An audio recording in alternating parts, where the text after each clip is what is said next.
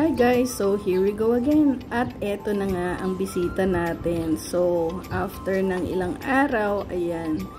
Eto ay bougainvillea and tawag doon, graft ba tayo? Nagdugtong tayo. At eto na ang surprise guys. Tumubo na sila. Ngayon may malaki akong problema. Though nagtutubuan na sila dahil hindi kasi sila nilagyan ng markings or ng label, hindi ko alam kung anong gulay ang tumutubo. Siguro, antayin na lang natin yan pagka lumaki-laki na ma-identify natin kung siya ay okra, talong ba siya, kamatis ba siya, sitaw ba siya, patola ba siya. Nakakalimutan ko na kasi hindi ko naman napaghandaan na lagyan ng pangalan. Basta kumuha lang ako ng buto at tinanim ko.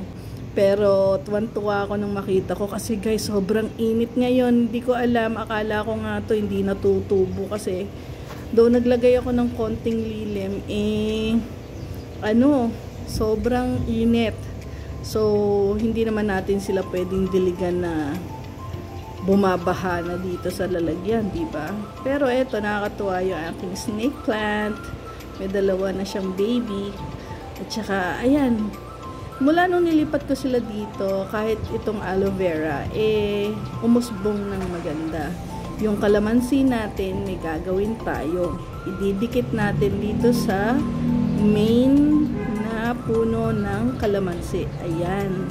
So, nag-try na tayo. Pinutol ko yung babad na dalawang sanga.